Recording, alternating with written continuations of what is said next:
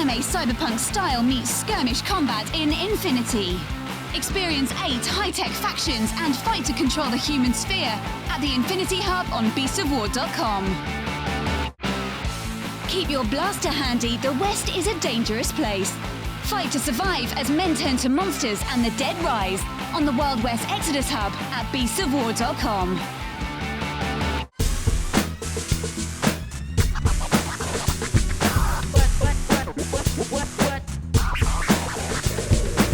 Good morning and welcome to The Weekender! I'm joined by Ben on the screen, Hello. Justin in a chair, I return. and John in a chair. And Ben and Justin and John, that's BJJ, are going to be taking me through a journey of gaming, of which you're more than welcome to join us on. So they know the running order, I know bugger all, but I'm just going to call out the points. Okay, I say no bugger all. Where the hell is it? Is it this? Where is it? We've got prizes to give away. You mean this We've stuff? got prizes to give away. This weekend is the launch weekend for the Brits in Team Yankee. Mm-hmm. So by commenting on this video on beastsofwar.com, on YouTube, or on Facebook, okay? Or by commenting on the live blog that is taking place, it's just kicking off now. This is an intercontinental live blog because we're involved in it. Mm-hmm. Battlefront New Zealand, Battlefront Europe, and Battlefront US are all involved in it. So it's all the way around the world. Yeah. We've Sorry, I was covered mapping the the globe. points there. We've gone global. By commenting on that live blog, what we're going to do is we're going to pick some random winners from the live blog, from this show, and you can win a bunch of stuff. So it's, let me show you.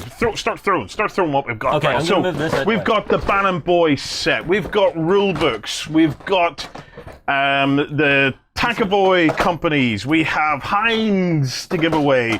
We have the BMP1s or BMP2s to give away.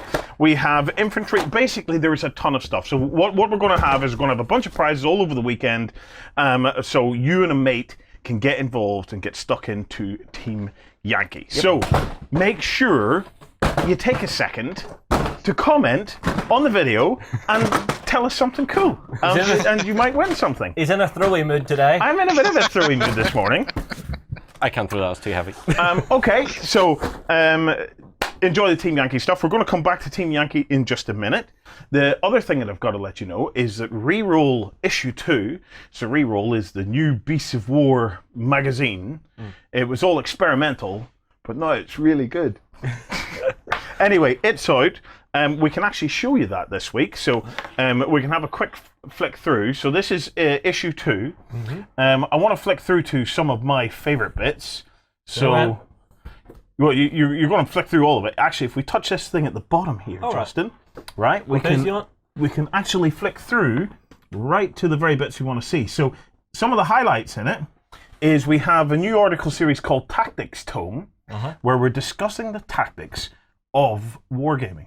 So one of the things that we're doing in this issue is we're looking at the penetration of the center. So it's an ancient tactic, that one. Look at his face. Are you telling me you've never done the penetration of the center? No. You haven't lived. Anyway, so we talk about the penetration of the center in there. Yeah. So we talk about the hammer and anvil and so on and so forth. So it's a new article series. So if you're interested in that, you'll have fun with that. And then we have another article series, which myself and Ben are involved in, which is called Mortal Realms. Okay. And this first article is all about going out, taking photography, and then through a series of steps in your photo editing program, we used Photoshop for this one, so you can zoom in and find out what we're doing. You actually turn it into a nice piece of art. So if I zoom into that, it actually turns into an actual funky art piece.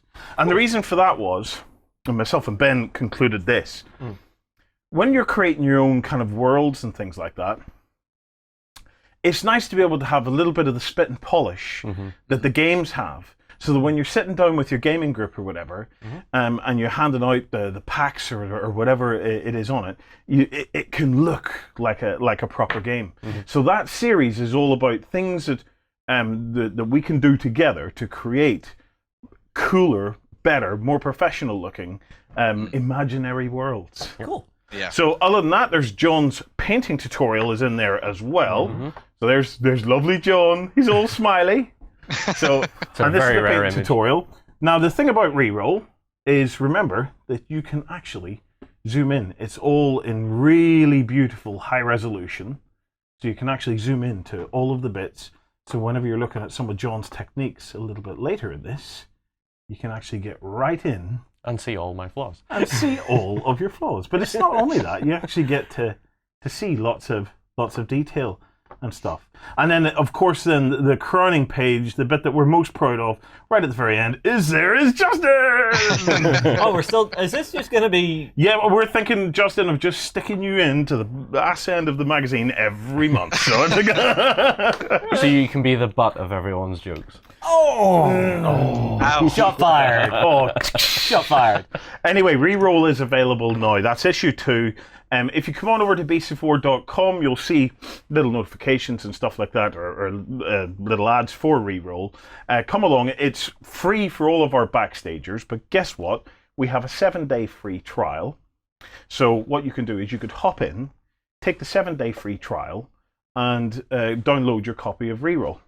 Now, let me give you a little tip. When you take your 7-day free trial, don't download Reroll and then immediately cancel your 7-day free trial. It is free for 7 days. Take the opportunity to have a browse around the bunch of other stuff that we have going on in Backstage. We have painting tutorials. We have hundreds and hundreds of painting tutorials. We have terrain tutorials. We have XLBSs, which is the additional version of this show. So if you enjoy the chat show that we do at the weekends, you'll love XLBS because it's even more laid back and it's a lot of fun. There's a lot of kind of behind the scenes fun going on in there. So go and check it out. There's easily 100 of them because we must be getting close to We're episode. closing in 200. Yeah, what episode number are we at, Ben? Do we know roughly? 160. I think we passed 100 a while ago. I think we're coming into sort of like 130, 140, No, something we're in like the that maybe 160s. now. So Oh, right. So he thinks we're in the 160s. He thinks we're in the 140s. maybe. Basically, there's well over 100 episodes that you can go back and there's all sorts of crack to be had. So when you take your free trial, don't panic, but take an opportunity to browse around and see some of the other stuff because you will like it. You will have a lot of fun. And other than that, get involved in the Backstage forum and meet some of the other Backstagers because they are champions, absolute champions. You'll love it. Also, if you've ever wanted to come along to one of our boot camps, Backstagers get the first bite. Yes, actually, yes. And we have 2 boot camps at the moment that are full. So we have The Walking Dead, which I am so looking forward to. In fact, I'm looking forward to it so much. For any of you guys that are booked on The Walking Dead, I think I'm taking the weekend off and I'm going to join it as a punter. Oh, you lucky son. Yeah, I'm going to join it as a punter rather than the Beast of War thing. I'm going to let the other guys do all the live blogging. I'm going to join the Walking Dead boot camp as a punter because I'm so excited by the whole thing now. So, yeah. We then have Dropfleet Commander in December. Yep. We then have one, still very early days. So, and this is not even the one you're thinking of. We have one that's still very early days. It's completely unconfirmed, but possibly scheduled for the end of January. And then we have one which is much more confirmed, but I still can't talk about it unless you're into your Flames of War, which is scheduled for around the first week of March, okay? And it's definitely, both of these two for next year, you will absolutely want to get in on. You'll absolutely want to get in on. I will make an assumption that if you take the 7-day free trial and jump in on a boot camp, you then have to be a Backstager whenever the tickets and all go on sale. No? No, if you did that, you're okay. All right. But put it like this, if you come along to a boot camp and you're not a backstager, you will be by the time you leave. The advantage of making you stay. Okay, right, another update for you. This is a really cool one. So we put out a call a few weeks back, basically saying we would like to organize a few kind of Beasts of War teams, okay? So we, in the next issue of Reroll, we're hoping to have an update on what those teams have been up to, because we've had the Drop Beasts who just competed at the Drop Zone Commander tournament. So we have a nice update for you. But we also have Beast Squadron, which is our UK X-Wing team. Yeah. And they have, well, they've given us a little update. They're competing this weekend. Where are they competing at, Ben? They're competing in Milton Keynes at the UKTC, which is the UK Team Championships for FFG. This is all surrounding around X-Wing and all that kind of thing. So yeah, it should be really fun to see how these guys get on. Yeah. And they even got these beautiful little T-shirts done up for the Beast Squadron. And I want to do a plug here for go and check out Something for the Geek End. Okay, right. T-shirt company based in around London, but they're online. Go and have a search for Something for the Geek End on Facebook, and I think they have a website as well. They designed and printed the T-shirts for them, and they're absolutely fabulous. Cool. Right, back to the live blog. Before that, I'm running ahead of myself.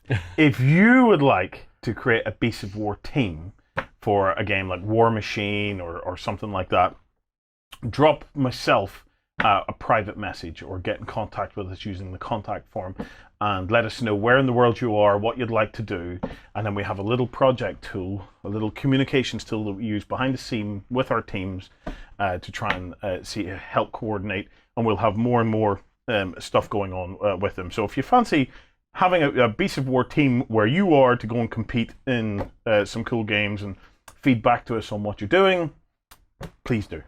Right. Team Yankee. Yes. We're live blogging this weekend. You have some samples of what you're hoping to paint over the course of the weekend and the colour scheme that we're hoping that they'll end up in. Yeah. You want me to just reach Whip behind them me? out, John. Whip them out. Okay. All right. Let's see here. I'll take one of those, and one of those. Okay. Here we have some samples from our Iron Maiden stuff. Do you remember we had a check at these last week as well? We were looking at the boxes and stuff we got in. So these are our samples. Get a wee bit closer. There we go. So we have our chieftain. Done in our. What can you tell us about the chieftain? Now, I see a lot of people asking about the Challenger, John. Yeah. No, the Challenger was active at the time, was it? Challenger was coming in around 1987, 88. So they stuck for Team Yankee, for Iron Maiden, they stuck with Chieftain because it was still well in service. It was towards the end of its career, but still very good for its time. So. And as a tank, what can you tell us about the Chieftain? It has the most recognizable noise I've ever heard. It has the noise of what? The gun or the engine? Or? The engine. It has this guttural, all monstrosity roar out of the thing. I've never heard anything sound like it since or after. The tank itself, when it first came out, was the most powerful tank on the battlefield. It was the first tank to have a big 120mm rifled gun. The first tank that sort of was looking at really heavy armor, and odd because the British decided to go with what the Germans had done in World War II, is instead of quantity, they went for quality. Because they knew they couldn't beat the Russians on numbers, so they would beat them on the quality of the tank. Now, what is with the barrel? Is it wrapped in a fabric or something, or what is that's on the barrel? That's a canvas cover for what's called the thermal sleeve. The thermal sleeve on the barrel is a whole bunch of heating elements that run up the barrel, and I think the modern ones maybe do it the same way, but they heat and cool down depending on the gun barrel when it's firing. So as you fire a gun, it heats up. As a tank gun heats up, it starts to droop. So it starts to warp from the heat. So the thermal sleeve counteracts that and keeps the barrel as straight and as rigid as possible. So the shots never go off target. You're smiling, but it's exactly the opposite of me and you, isn't it? So the blanket then is a cooling mechanism. Yeah, That's or really heating. Or heating. Yeah. So it'll heat the barrel if it's too cold, if they're firing in winter, for example. Yeah. And you never want to fire a cold bore shot with the gun because it might damage the metal or whatever if it's too cold. Right, yeah. So it keeps a sort of So average it's all temperature. about keeping that nominal or that correct Yeah. temperature. Okay. Next up we have the Rhino. This is a 432 personnel carrier. Yeah.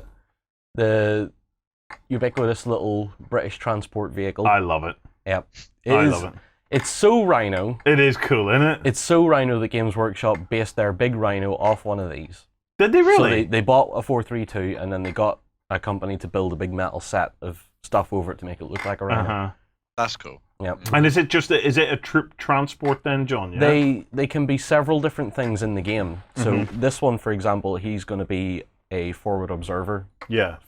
For artillery and stuff like that. It can also act as a troop transport because there's nothing on it to say either way what version they are. They can carry mortars. Yeah. So you open the top hatch, you fire mortars out of it. They also have one called the Swing Fire, which is an anti-tank missile launcher. Ah. Which is a very cool little modification for it. Yeah. Problem is they have 0 armor. Right. There's no armor worth speaking of if you're firing at it with anything big. So they're armor 10 all round then, are they? Yeah, rubbish. And then finally we have the chopper. Is this the Lynx? This is the Lynx, yeah. So this is the Lynx, and in this one we have the 2 missile systems put on it. Give it a bit of anti-tank capability. Yeah. Lovely looking helicopter. Really, really nice. Again, in the rules you can have them as troop transports as well, so you can have companies of infantry coming in on these. Sort of like your American Air Cav style stuff, except it's British. So, well, stay tuned over the next 2 days in the live blog because you're going to be taking us through how we can do that paint scheme and just how long it takes and whatnot to put together. Have you any idea how many you're going to have a go at? as many as I can. Okay, that's the way to do it. Okay, I think we have a couple of prizes, and then what we're going to do is we have Phil from Battlefront, Phil Yates, in to tell us about Iron Maiden. So, do you want to announce our winners for our 2 projects or for our 2 prizes? So a couple of weeks back, everybody will remember we had some prizes for the Icarus Miniatures Kickstarter, where you were going to win the 2 starter forces from that. So our winner is, from YouTube, Null Logic Nova. Congratulations, buddy. Well done. Yep. Basically, if you're watching us on YouTube, come across to beastofwar.com. There's a drop down saying contact us in the top right corner. Click claim prize, and we'll get that sorted for you as soon as we can. The next one. This is a Cheyenne Dropship, guys. Okay, so this is a big one. Right, our winner is from Beast of War. The winner's name is Dogboy Diesel. Congratulations, Dogboy Diesel. To claim your Cheyenne Dropship, go and hit the contact. Okay, we're going to tell you about some hubs. After the hubs, we have an interview. Yourself and John in this one? Yeah, I believe so. Yep, are going to sit down with Phil Yates to talk about the new Iron Maiden release. It's time for 28mm World War II action. Will you recreate history or reshape it your way? On the Bolt Action Hub at beastsofwar.com. Flames of War brings you the battles of World War II in epic 15mm scale. Go to the hub on beastsofwar.com to find news, tactics, and tutorials about the game. Hi everybody, as you can see I am sat down with John and Phil from Battlefront, and I did say during our Leopard Week that I was going to twist Phil's arm about something new that was coming, which is the British. The Iron Maiden has landed or is about to land. The British are coming. Oh, really? You did that? I did. John, I see you sitting there just going, want. Do you know what this does? Yes. This brings one of my favourite Cold War tanks into the game. Right. And this is Chieftain. And I have been chomping at the bit ever since Team Yankee first came out. And we did the boot camp. I was just running around going, there's going to be Chieftains eventually. There has to be Chieftains. The number of times you actually stopped Anders at that boot camp went, can you come on, just is there British coming? And he just sort of looked at me and smiled and went, I can't tell you. And I was like, ah! So what I did was I went through the Team Yankee book and I looked at all the big campaign maps. And I seen British 3rd Division and I was like, you have to come eventually. You're there, you're on the map. So the information was there to be mined out. Yeah. The important thing is we have some of the minis here in the studio. But first, I'm going to make you wait. Phil, how do the British play? Because you also have this with you. So the rules are here. This is early prototype stuff that we have our hands on. So this might not be 100% accurate, but it's nearly there. So should I take a little gander through this? Oh, look at that. Oh, look at that! Yeah, sorry guys, I'm just teasing you. Phil, do you want to take us through and actually talk about the playstyle that the British are going to have in Team Yankee? Yeah, well, the British are nowhere near as mobile as the Germans and the Americans. They are really about the big guns, the big armor, and just sitting there and taking it. And, you know, the chieftain, as you're no doubt aware, it is a stubborn... I won't use the word I was going to use because some parts of the world won't like it. But who was it made the chieftain? Wasn't it Leyland? Leyland were involved with it, yeah. Leyland built the engine that a lot of people groan and sigh at, because every time you say Leyland L60, everyone goes, "Oh, not that piece of scrap," you know. I know a lot of military vehicle collectors in England that absolutely adore Chieftain. They love driving it. They love having fun with it. It's a big, rowdy engine, and it makes a lot of noise. I can remember one of the events we did with the local history association where a Chieftain appeared, was parked up, broke down overnight when it wasn't running. Yes. They tried to get it out of the field, and it got as far as the gate and then stopped. And because of that, no one else could get out of the show field because it was sat in the gateway. So, perfect advice. If you ever have a Chieftain coming to a military vehicle show, it leaves last. Generally they do, yeah. But Chieftain it's my favorite Cold War tank because of the theories that went into the development of it. Because after the Second World War, we had Centurion. And Centurion was a fantastic vehicle that had that big petrol V12 in it out of the Spitfire, you know, down-rated version of the Merlin. And it was a superb vehicle. But towards the end of Centurion's life, towards the end of its service with the British anyway, they were deciding it doesn't have enough gun, it doesn't have enough firepower or enough armor, that sort of thing. And as a lot of the guys at Bovington Camp would say, you know, we no longer wanted to go into battle with anything like a Cromwell or a Comet because they were just totally outmatched with anything they were going to face against. Well, the cruiser tank series in general just was not a great idea. Yeah. Did they actually fix the one issue I've always had with British tanks? Small hatches. No. Short answer, no. The commander's cupola has a good, decent-sized hatch, but the loader's hatch is still a little bit iffy on its size. But well, you know, I mean, like Phil, what do you think of the Chieftain? Oh, I love the Chieftain. It's just, you know, all these square tanks, you know, the M1 Abrams and the Leopard and so forth, they're all very well, but this thing has got shape. Nice boat hull, nice cast turret. It's just, it looks pretty, and the gun, you put it beside a Leopard's gun, it's 120 both of them, but this thing's long. It's just, it's a real man's tank. Okay, what you found with, before you move on to the sprue. Okay, he's making you wait. I'm sorry guys, I tried. Alright, I'm going to make him wait. The best thing about Chieftain was the gun, because it was the first time that the British had went with the 120mm gun, and we'd went with the 120 rifled gun rather than the Rheinmetall, which is a smoothbore cannon. Yeah, are we starting that argument? We're not going to start cannon gun arguments again because that's almost redundant at this point. But Chieftain had this massively powerful gun, and I think a lot of people would argue that it was the most destructive gun on the field at the time, even better than the Russian 125s and the Rheinmetall 120s. And the accuracy was superb. The gun laying was excellent on it. When you had a good skilled crew, when you had a good, well-trained crew on Chieftain, this thing was incredibly tough to dislodge if it had a good position on the field. All right, well, can I move on to the sprue now? You can move on to the sprue. Okay, guys, it's the moment that many of you have been waiting for because you've been waiting for the British for a long time. And yes, I am stalling just a moment extra on you. So, here it is. So, the sprue layout is really nice and clean. The detail is superb on these. We actually have a built version of this, so I'll let you get in a little bit later to actually see it. So, we've got top hull here, chock full of details. And here's something I don't like, that centralized driver's hatch. Why do you not like that? I don't know. I don't like the idea that if the gun's pointing forward and the driver's right beneath it, if he has to get out in a hurry, he's kind of knackered. You know, get up and just bong, concuss yourself. Well, yeah. That's just me. I'm sure there's reasons for it. There's tons of reasons. Justin. Right. I'm seeing we've got two turrets here. Is there a reason for this, Phil? Yeah, one of them's got steel brew armor. Basically, the Chieftain, when it was built, was super heavy armored. Nothing matched it. But by the 1980s, things had moved on in terms of armor penetration and so forth, and it was no longer the toughest thing in the world.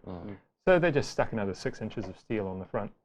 Not quite, because it's actually what they call non-explosive reactive armor.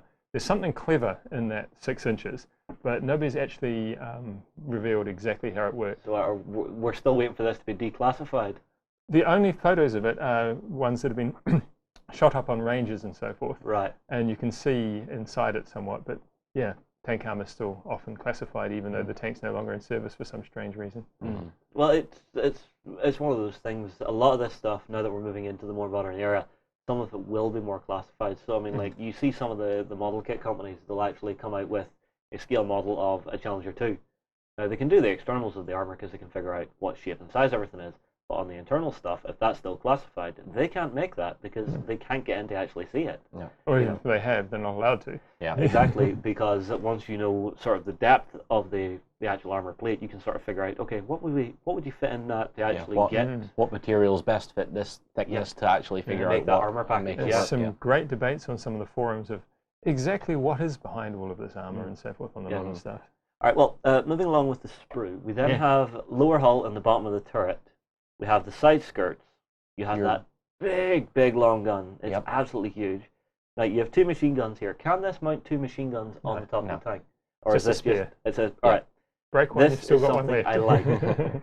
This is something I like the idea of. Whenever it's a really delicate part, here's a second one just in case you mess it up. Yeah. You know, it's a nice little extra that you can get. We then come across here, and I'll actually try and get in a little bit closer on this. So over here we have some of the extra, I think this is baskets and stuff. Yeah, you have your stowage baskets. Yeah, this. Down here you have a very quirky thing that the British stuck with for a long time. Right. This is it's either an infrared or a standard white light searchlight.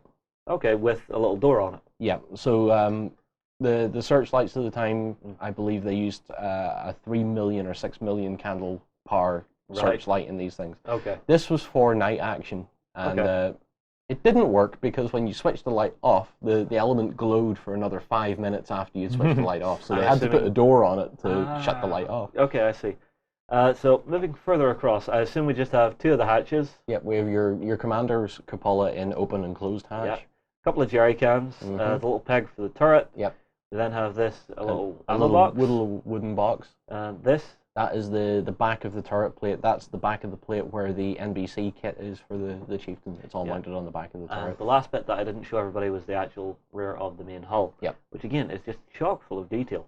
The kit is absolutely gorgeous, Phil. I have to say you guys have done a really nice job on this. And it's actually nice to have sort of, I know it's not an unboxing, but it's a video where we're looking at the sprues and actually having one of the guys behind the scenes with us to actually look at it.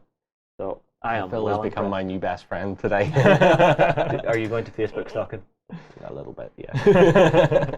All right, now the moment is here. Let's show the built one. So, ta-da! You can see the length of that gun on it. It's ridiculously big. It is such a distinctive vehicle in the whole Team Yankee universe, in the whole Modern Warfare universe, because as you said, just you've all take it a little bit further around.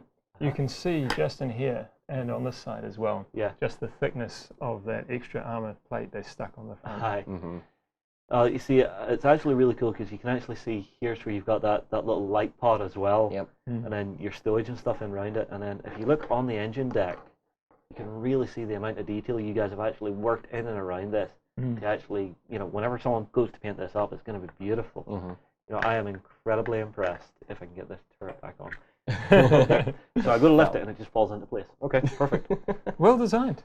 It's very well designed. I mean, like, it's an absolutely beautiful kit. I cannot wait to see these on the tabletop. And I'm willing to bet that this one may disappear on you with John, because he'll probably take it home and go, paint this, paint this, paint this. Yes, that was a threat when I first seen the sprue, that they would immediately come home with me and be built and painted. But I was told no. Sorry, these are top secret. Okay, so what else is coming along with the British? Well, the next one we'll look at is the Lynx. The Lynx. Ooh, helicopter. Yep. Lovely. All right, well, let's get this under close camera. So as you can see, It's a helicopter, and it is one of the classic pieces of British aerial gear that you're going to see. Do they still have these in service today, or These only recently finished service with the. I believe they just finished service quite recently in the last couple of years Last I or heard so. they were still in service, but it wouldn't surprise me. If they Yeah. were in well, service, I remember we always see these turning up to the local air show and stuff. That's where I was getting my information from, because the last air show we were at, they were talking about the Lynx that was on display. It said this is the last year that you'll see a Lynx in active service, and we were like, all right, they must be decommissioning them or something. Right. Well, if we go through what's on the sprue here, so you've got your rotors here, you've got your main body here, little tail fin here, landing skids here, rear rotor here, rocket pods here, Missiles. missiles, okay, Anti-tank missiles. anti-tank missiles, okay. Yep. What are these three components here then down the bottom? Okay. I'll get a little closer on these. Yep. You've got two different. I'm shooting the commander. those are Not the pilot anyway. Covers over the top of the cockpit there. One of them has got a sight on it, and one hasn't. Because this right can be made in two versions: the passenger transport version Uh-huh. and the missile version. So if you just turn that over and have a look at that one there, Yeah. you can see there's the Yes, there's sort of a little periscope piece to it. yeah. That's And cool. so you can either make it as an anti-tank helicopter, and that's the base of the. Yeah, I assume that's the connection for it. And what are these two little components here? They just hold the the- missiles. Right, so that's your launch racks. Yeah. Okay. It's very clean, very simple little kit. It looks fantastic. The panel lines are really crisp and clean on this. I really like this. And again, we have a built version. So let's bring it in. Oh, it's a little big. So About the size of the Cobra for anyone who's. Yeah, a little bit wider than the Cobra. And it's a very, very classical looking helicopter. You know, you look at this, you know it's a machine of war. Again, we're actually seeing that it's only got the one weapon system type on it, which I think is interesting because it's sort of turning your air power very much into, you know, this is designed to hunt tanks, don't bother with infantry. If you want, you can shoot a building, but why not? You know, it's one of those moments. On the other hand, if you use it as a transport helicopter, you can. There is an air mobile list in there where you can deliver infantry packed full of Milan. So another anti-tank role, but at least they've got infantry for a bit more variety as well. Yeah, well, it's one of those nice things. It's opening up that tactical flexibility because depending on the era of warfare you're fighting in, you expect very different flavors of combat. Say you're fighting something ancient medieval Roman style, you're going to expect big blocks of infantry charging at each other. You move up to World War I, again, you're expecting big static lines with mass charges. You go to World War II, suddenly everything becomes a lot mobile.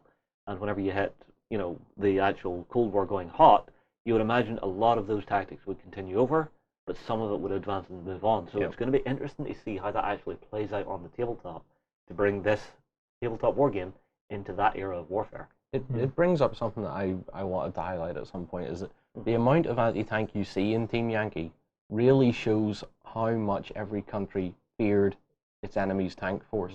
Because at the end of the Second World War, like they did in the First World War, they said, oh, the tank has seen its day. Yeah. But it hadn't, clearly, because of the amount everybody invested in anti-tank technology and tank protection. Well, look at even modern tank warfare today. I mean, like, seeing a tank battalion being sent in somewhere, that is your armored cavalry. That is your big main pushing force. Yeah. You know, it's no longer guys with boots on the ground. Yes, there are tactical situations where you need them, but they're very much more focused in on, okay, I must obtain an objective. Whereas your tank battalions, they're actually your main driving force to push the enemy back now, with air support, of course. And you find now that even though at the end of the Second World War they said, oh, you know, the tank has had its day, but you'll find that even the infantry today move in on a tank-like vehicle. You know, something tracked, something armored, something that has a gun that can support the infantry. Everything is about supporting the infantry, even the tank force. Yeah. In a modern combat situation. Well, especially in the British Army, where their infantry is still one of the key things. Yeah. I suppose even the links with that then troop transport capacity, they can set up forward observation bases for artillery and stuff and things like that. So it's like I say, it is that modern combat that you're starting to see come into the Flames of War range, which I really like the idea of now. Yeah. Because it's going to give you very different flavour of game. So we have one more sprue here. Now we only had the one of these, so we don't have a built version. Yeah. So what is this last one? A very early pre-production FE432. So you may notice that some of the details aren't quite right on it. Don't worry, they're going to be fixed. They're working on it. Okay. Caveat, because we do know historical players do like to count their rivets and actually make sure the details are flawlessly correct. which I have a lot of respect for in some cases. So here it is here. So we've got the two sides here. What is this component just on the side here? That's the exhaust pipe. Oh. One of the pieces that's missing is the rest of the exhaust pipe. Okay, so I've picked it out instantly. So if we go in a little closer, I'll let you see this. So you've got your exhaust here, and this needs to be sculpted on further then, yeah? Yeah. I'm actually amazed that you guys have actually done a hard plastic pre-production, sort of prototype. Oh, it's not a prototype. It's just there was a glitch in the file, and it didn't. it didn't cut that piece. Yeah. I see.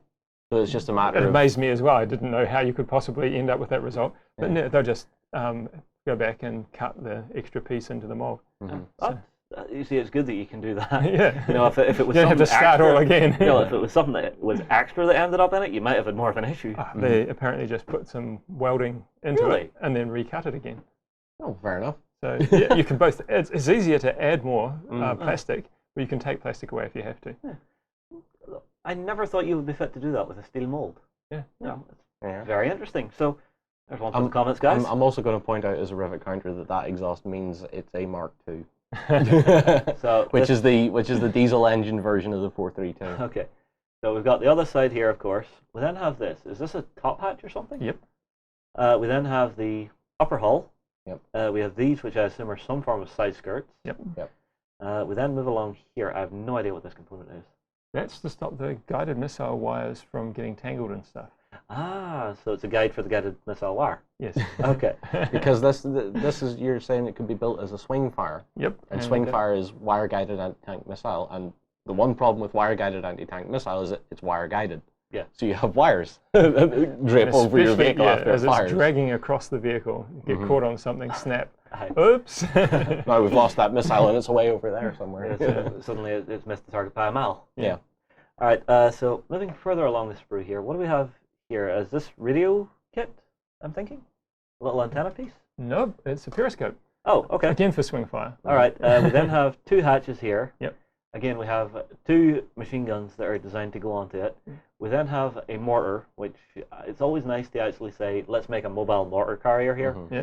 We then have a little turret. So what is this for your swing fire? It is system? indeed. Yep. We then have the rear of the tank. I believe this is the front of it. And I shouldn't call it a tank. It's an APC or an AFV. We then have a closed hatch or turret for the main top. And we then have the lower hull. So what role would this play in the British forces? Well, it's the way of getting your infantry where you need them. It's not like a BMP or a Marder, lots of guns and so forth. It's only got a light machine gun. Its job is nice and simple transport. The British Army aren't much into fighting their infantry from vehicles. So basically you decide, we need some mobile attack capability. You put your infantry in these guys, drive them over there, covered by your chieftains and other things, get them out, and British infantry are seriously nasty. They've had a long tradition of good infantry fighting and still have in this period big platoons, tough platoons, good anti-tank. All right. Now, are we going to see any special forces turn up within Team Yankee? Because they are part of the military, and it would be interesting to see tactical games with them. Yes, but not yet. Well, we at least got the yes on it. You know that. Well, the answer to every of these questions is yes. Yes, but not yet. Okay. Well, I mean, like, I love the kits, I love the look of it, and I love even just the name of it, Iron Maiden. It's one of the most British names you could actually go for. I'm waiting for Mr. Dickinson to come along and go, yes! Well, we did consider talking to him because apparently he owns a tank. Yeah, well, Really? there's a lot of things he owns. Will it actually surprise you how many celebrities and stuff like that are actually into their tabletop war games? I mean, like, look at it's Eddie Izzard, isn't it? He loves his World War II stuff. He's a big living history enthusiast, yeah. And then, hell, even Will Smith and his son, they play sci-fi war games as well. Yeah. And the late Robin Williams as well. He was a big 40k fan. Yep. So. So, hell, even Vin Diesel plays D&D. Yeah. Ah. There's a lot No, the other side Oh, of it. I have a video to show you from Geek and Sundry. It's beautiful. Right. Is there anything else you want to say about the British? Is there anything else you want to give people a sneak on? I want to ask Bill something. Okay, it's all you. So as you were saying, as I would believe as well, Chieftain is a big, slow, tough tank. Do the stats reflect that? They do indeed. There's nothing. Once you get the Stillborough on it, there's nothing with as much armor. Nothing with as good a gun, and nothing is slow. Yeah. That sounds good to me. That's exactly how I want I'm going to see if I can run. find the stats here sneakily. You're just going to... Sneakily, you need to go back a bit. So not so sneakily. Wow. Okay, so can I read out just a little bit of this for everybody? Just one or two little items. I want to tell them about the armor hand it to Phil. All right. He's the person that can say yes or Pete, no. forgive me. Yeah, go for it. All right. Well, you see, it's the actual armor rating that we're seeing on this is what has caught my eye here. Mm-hmm. So you've got front and then Stillbury marked on it. So it does have a dual profile. So it's an upgrade you can take with your tanks in the same profile. So if you're just your regular front, it's a 17. So that's pretty hefty. Mm-hmm. But if you add your Stillbury, that's 19 on your front, which just looks absolutely ridiculous. Mm-hmm. And I mean, this was before Challenger 1 came in that had Chobham armor. Yeah. So. Yeah. I don't want to give stuff away. I don't want to give stuff away because you have to actually wait to lay your hands on it. But from what I'm seeing on this profile, do you want to see it, John? Oh, I've looked. Oh, I've looked. Of course. He's probably been sitting photographing it quietly. No, because he would shoot me. On the other hand, his mind is like a steel trap. It's closed, nothing can get in. Yeah. Yeah. Well, I mean, like I have to say, whenever the British actually land and are on the gaming table, I'm going to be very interested to see what they actually bring to the table because we had Leopard Week a while back, and the Germans brought a whole new class of warfare to the game. Seeing the British now coming, I am really looking forward to see just what tactics are going to come out. And I don't know, I'm wondering because the Russians are now starting to look a little bit outnumbered. Can we expect some reinforcements for the Soviet side? Definitely. Definitely. Yes, but not yet. Do we know who? Now, obviously, East Germany will eventually come into the fray. Yes. But I have to wonder who else might be there. It's not who. I mean, there will be some more Soviets coming. Okay. So take your standard Soviet of Team Yankee and we'll be adding some stuff to them. All right. Well, guys, I tell you what, speculate down below. Those of you who know this period of history and know the area of history we're moving into, What? stop playing with it. I can't. Those of you who know this area of history, actually put in below what you think or what you would actually hope Confiscating some of the these now. vehicles would do coming in. Yes. Guard those with your life. No, I want everybody to post what vehicles would be coming up in future R&D from that time period that they would maybe hope to see. Because, it's nice to see what people think would come in and what it would actually be used as.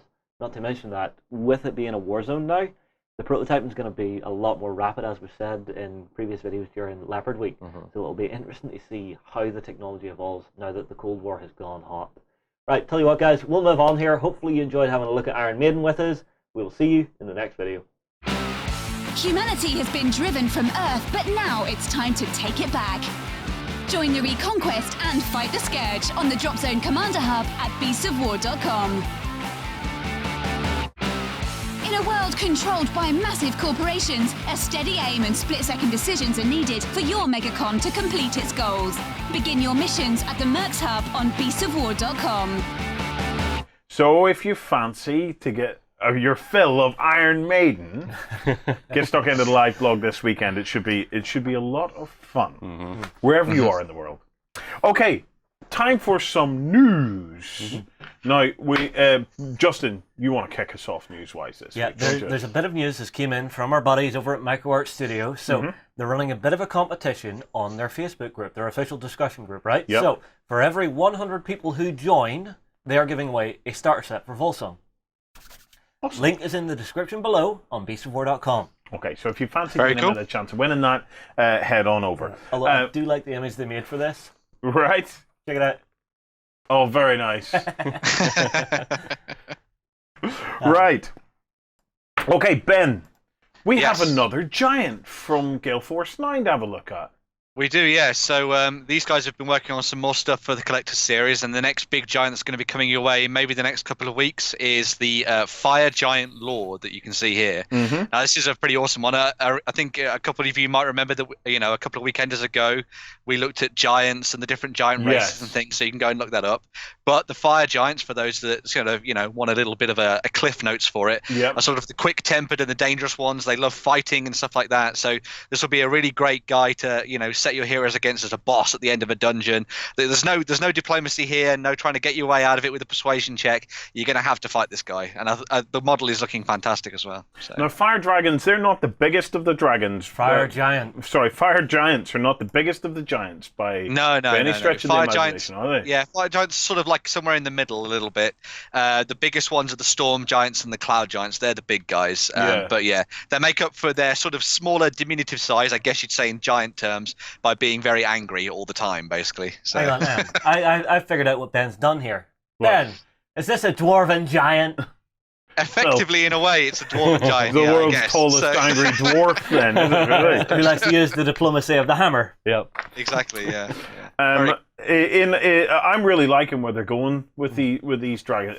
Why do I keep calling them dragons today? Because we did dragons as well. Giants. I really like where they're going with these giants. If you bring up just the pictures of them again, Yeah. what is it? One of the things about giants, Ben, is that they can be a hard thing to create because you need something on them which is going to give them a sense of scale to the 28mm characters that they're scaled against. So one of the things I love doing whenever a new giant or something comes out is I love kind of scouring around it to try and look for little details of things that I might recognize to try and give it some scale. And if not, then I would just try to model something onto the base of them. I think they've kind of tried and give that effect here with the Fire Giant in terms of give it the base that they've got for it. So it's almost a scenic base, but they've given it these sort of volcanic sort of ripples and things like that. So obviously those would have been larger on a smaller model, but obviously in this case you've got the very tiny cracks and stuff in the ground. Yeah. Pretty cool. Possibly. Okie dokie. Okay, next up, John. Warlord have released Kelly's Heroes. Yes, they have. For bolt action. Yes, they have, and they are glorious. In fact, if I don't ruin the set while doing it, we have it. Right. So, we have 3 boxes here. We have Oddball Heroes, which are the characters from the movie. Uh-huh. So we have Oddball, Kelly, and what all in there. Yeah. We have the Hollywood Tiger, which is the model based off the replica tiger they made for the movie. Yeah. So it's a T-34 with a kit on it, and they've actually made it look like that for the model. And finally, probably the crown of the jewel, we have the Oddball Sherman. Nice. Right. In all its splendor. I'm seeing one specialized sticker on here that's making me curious. Special rules? Yes, special rules. No, I haven't actually seen Kelly's Heroes. Yeah. So I'm gonna be spending tonight watching that. So, firstly, who is Oddjob anyway? Oddball. Oh, sorry, Balljob. Who is he? Or Oddball. Oddball. Yeah. Oddball is a tank commander. Yes. He has in the movie has a group of 3 Shermans. Uh-huh. They are the most oddball group of the lot because they like to stay behind the lines, but when they set camp, they make everything look as ragged as possible to make it look like they've just come out of action, so they don't get called back in again. Right. Okay. This sort of stuff, and they're brilliant. It was Donald Sutherland that plays Oddball. For the actual shoot of the movie, he was dying of an illness, not literally dying, but he was just really rotten ill with it. Yeah. And he was on like medication the whole time, which is why in the movie he's just like, man, why would you stop with the negative waves? He's a complete hippie in the movie. He's a neo-hippie, yeah. He's totally spaced out. Yeah, he's totally spaced out. He wears an American flight jacket, an American flight helmet. He's got a big beard. He barks at people. He's on the phone to someone and he's like, woof, woof, and it's like, yes, Oddball, what do you want? All that sort of stuff. So there's special rules in the box then. There is. That is theming these to the movie a bit. Yeah. We'll start with the Sherman then, John. What can it do? So. Okay, so let me see. Oddball Sherman. Let's see options. May upgrade to Moriarty Detroit Motors. That's a special rule. Moriarty is the driver of the Sherman. Yeah. May add a 90mm drainage pipe. Can we have a look at this under the close camera? Yeah, go for it. So this is the page of the special rules for everything there. What's with the drainage pipe? It's fantastic. The drainage pipe, right. The whole idea of the movie, to sum it up for you in one sentence, it's a bank heist in World War II. All right. Essentially, these American soldiers are so bored, they don't want to fight, they just don't want to do it. And then they hear a rumor from a captured German officer of, there's a lot of gold in a bank nearby. Yeah. It's 3 miles behind enemy lines, but there's a lot of gold there. So Kelly gets his squad of guys together and goes, right, we're going to take this. There'll be enough between us. We need some tanks. So they go and they try and find someone with some tanks. And they come across Oddball. Yeah. And Oddball's, one of his first lines is, a troop of Shermans can give you a very nice edge. And he starts to explain what they've done to the tank. So he's giving them the grand tour of this Sherman, and he goes, we put a piece of drain pipe onto our gun because 75mm does nothing to a German tank, but if they look at it and they see this big long barrel, they think it's maybe an 80-90mm, they completely crap themselves, that sort of thing. They do something to the engine, which is Moriarty's Detroit motors. Yeah. Moriarty's basically, this rule is essentially when Oddball tells them about the tank, he goes, our mobility is far in excess of what the Sherman was ever meant to do. We've modified it so that it goes quicker backwards than it does forwards, because we like to think we can get out of trouble quicker than we got into it, all this sort of little quips and stuff. And they've built this into the special rules for it too, so if I can find where my list, that's the Tiger. Hang on. I think it's the second page. Is it the second page? There you are. Yep. So, let's see. So, Moriarty's rules then for the engine. These tanks are faster, that's the quote I just gave you. If Moriarty Detroit Motors is taken, vehicle movement distances count as a wheeled vehicle instead of a tracked vehicle. Okay. The drainage pipe, if 90mm drainage pipe is taken, any enemy vehicle which can trace a line of sight to the drainage tube must pass an order check to activate, even if it has no pin markers. So that's almost basically a morale check then, isn't it? Yeah. So Wow. The Sherman, if you feel you go down, don't activate. Additionally to this rule, the Sherman crew are immune to Tiger fear because 90mm is more than 88mm. There's a couple other ones as well, which are all really odd and long-winded, but really interesting as well. So it's a nice flavour. Do you want to show us the sprues? Yeah. So this actually, is it plastic? This is a resin hybrid kit. Okay. Yep. So, but they've sculpted a lot of it specifically for the tank. I'll just... Here we go. One hull, so you can bring up our close camera and get a little tighter there. There you go. So there's the hull of our Sherman, with all the bit of drain pipe strapped to the side, all the stowage and their bits and bobs hanging off of it everywhere. Am I seeing loudspeakers on there yet? No, not yet. Then we have the turret, which also has tons and tons of little bits and bobs. Now, the metal parts are the most interesting because it's all the little details that have been sculpted onto it, John, and then there's a whole other bunch of stuff here in the metal parts. Yeah. So let's see. Here we go. This is the loudspeaker. Right.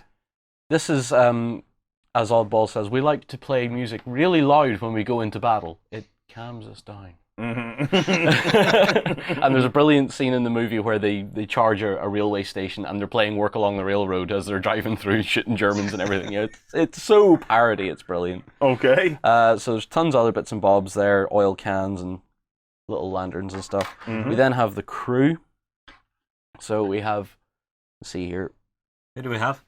Well, we have Moriarty here, who's our driver. That's in his driving position. Oddball himself doing his famous sort of arm up in the air going, hey-oh, because that's what he does. Yeah. He does what? He goes, hey-oh, when he's driving around and yelling at people. I think this is possibly his gunner. I can't remember the name of him. He wears a little fez and has his Tommy gun out. So he's sitting out the side of the turret with his Tommy gun and poking around. Everything else is pretty much standard. We have the long barrel for the gun as well, and your 50 caliber and your hatches. Yeah. So, what is the Hollywood Tiger then? I've heard reference to this Hollywood Tiger a lot. I think it was in Flames of War they had the Hollywood Tiger as well. So, what is it? From what I can gather, it's a Tiger that's been used in multiple films. It has, yeah. I think it first turned up in Kelly's Heroes. Yeah. They had 3 of them for it. Then, when Saving Private Ryan came out, they had 2 of them for that as well. It was the same, 2 of the same Tigers they used. They modified them a bit to make them look a bit better, and used them in that. Then they used them in Band of Brothers as well. and probably a few other movies since then. Right. So what were they? What were they made out of? They're made out of a Russian T-34 because back then in the 60s you just could not find a Tiger. There was no running Tigers in existence. So the movie company was, I can imagine the director now as he was figuring it all out, going, every other war movie up to this point has just used American tanks and painted them in German colours. Yeah. We're sick of that. We want it to look like a Tiger. So they went and they found a bunch of T-34s, which were probably dirt cheap at the time. Yeah. And built a big metal kit over them to make them look like a Tiger. Yeah. So, explain to me then, right? Bring it on. Yep, okay. Does it actually look like a Tiger then? What are the differences? Are you looking at it? What gives it away? The proportions are completely wrong. The turret's too far forward. This is too flat. This bit's too big. The wheels are wrong. The track's wrong. The gun's slightly wrong? The gun's not bad. There's a lot of things on it that just shout wrong. But for the time of fair effort, it was actually a really good effort, because when you see the three of them in the town square in the movie, you go, that's not bad looking. I know they're not real, but that's all right. You know? But your standard Joe Blogs is not going to... Well, it's not going to immediately jump out at them that they're... Even if you know it's not real, the tone of the movie makes you not care. Yeah. Because it's the fact that they then went on and reused it in big budget stuff, like, there was good Private budget Ryan behind Private Ryan, and even Band of budget. Brothers had a fair budget behind it. Yeah. So I look at this and it looks back to front. It looks as if it's reversing to me. Yeah, it does a bit. Because I've actually seen a Tiger, and it just, when you look at this, this just looks as if it's beep, beep, beep, beep, reversing. With the turret the wrong way. Yeah. Well, crack open the box there. Do we get a look at the components? Is this a resin hybrid kit as well then? Yeah. There you go, John. Okay. That's empty. This will probably segue onto another oddball special rule as well. Okay. Another piece of the movie, Warren, that when you come to watch it, you'll laugh your head off at. Okay. So seeing this is kind of actually making me want to go back and rewatch it. So there's our hull. Yeah. Can you get a bit tighter in there, Warren, please? Thank you. So it's just very bullish. I mean, from the side and from the back, that's not bad, but from the front, the proportions are all weird and odd. The turret is pretty good. I think that's actually a Tiger turret they've put on there, so that's fine. Then you have your tracks, your T-34 tracks. That's the wrong way around. I'll just do that. So yeah, it's nice that they've done it, because you couldn't have Kelly's Heroes without the dodgy-looking Tiger. It's a very nice little kit. And what about the special rules then for the Hollywood Tiger, John? Did anything jump out at you? Yeah, a couple of things. Let me see here. So it has Tiger Fear, which is its own thing. Slow traverse. Inexplicably weak turret motors. It does all sorts of stuff there. A Tiger always. Yeah. A Tiger has only one weak point. That's its ass. That's an oddball quote. Right, okay. Any anti-tank weapon hitting the Tiger from the rear arc will penetrate its armor and cause exceptional damage on the roll of 2+. Oh! So if you catch this thing from the rear, you've killed it pretty much. Yeah. Let me see. Guess where the Greyhounds are going. Yep. There's another one here called the Planet-Destroying Death Ray. So this is for the Hollywood Tiger specifically. According to Hirschfeld's novel, the Tiger is equipped with a staggering 110mm cannon. It's a shame the genuine Tigers 1 movie outing didn't feature this weapon to deal with those tricky short-range shots against Shermans. So this is the weapons profile for the Tiger. It's an uber-heavy anti-tank gun, range 100 inches, shots 1, penetrate 8+, and an HE shell of 3d6. So it just throws the hurt out all the time because everybody was so scared of it in the movie. I thought the highest we went to was a super heavy anti-tank gun. Yes. Well, no, it's uber heavy. No, it isn't uber heavy. So the tank commander is only known in the movie as the Bavarian. And in these rules, he's known as the Bavarian. He has special rules too. Let me see. The first special rule is called, "We have gasoline all over the place." Given the nation's fantastic education system, the average German is actually a lot better at speaking English than the average Englishman is at speaking German. Yes. But why would that get in the way of Hollywood? It doesn't. As soon as any tank commanded by the Bavarian is activated, the German player may choose to adopt a cliched war movie German accent. Oh, no! Actual native German players, this means you too. If the German player continues this accent for the entire activation, he may add or subtract 1 from a single dice roll of his choosing. Right. So mein Tiger will move Lovely. forward now. Yeah. So there's all sorts of crazy stuff in there. So, in your opinion, then, a definite add-on for a bolt-action army for a bit of crack, yeah? If you are getting a little bit tired of constantly sitting in your little historical bubble, Yeah. which I don't, but and you want to play something out of the movie, and everybody loves Kelly's Heroes. Like, when you watch it, you'll understand why. It's just ridiculous. You just take these models out, set them all down, and go, we're going to do the bank scene. Or the town square scene, and it's going to look brilliant. Okay. Well, I actually have a painted image of Oddball's tank if you want to see it. Yeah, I would love to see it, yeah. Ta-da! Oh, wow. It's really nice. I love It does all look of it. nice, doesn't it? I love all the added little details to it, isn't it? Just beautiful. It's a beautiful sculpt to get all that on one piece as well. Yeah. Well, Really nice there you stuff. have it, guys. That's Kelly's Heroes, now available for bolt action. One more piece of news, Ben. We had a big piece this week. It kind of came out of the blue for us. Yeah. So Two-player this one was starter from set. Steamforge Games. Yeah. And Guild Ball is actually going to be getting itself a 2-player starter set. And now the big thing that's around this is actually it's going to include 2 plastic teams. Now, normally they've been working in metal and resin. So this is going to be huge. So they're going to get 2 coloured plastic teams. I think it's the Masons and the Brewers here.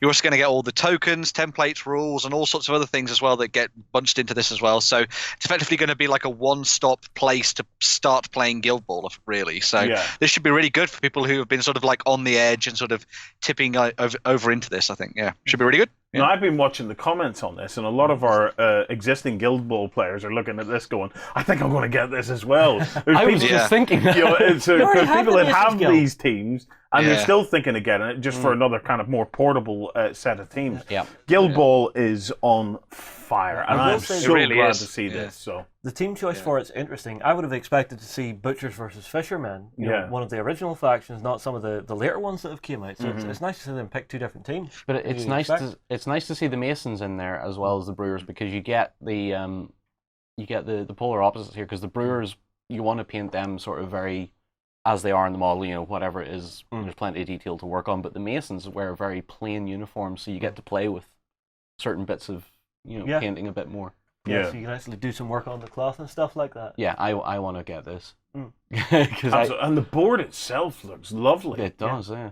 That It really really does. does. Then getting all your tokens and templates along with this as well. Yeah. Mm-hmm. If you haven't already seen it, we have on how to play for this in a previous weekender where we did a Guild Ball special. So again, if you haven't seen it and you want to see how this game plays, because you have to see it.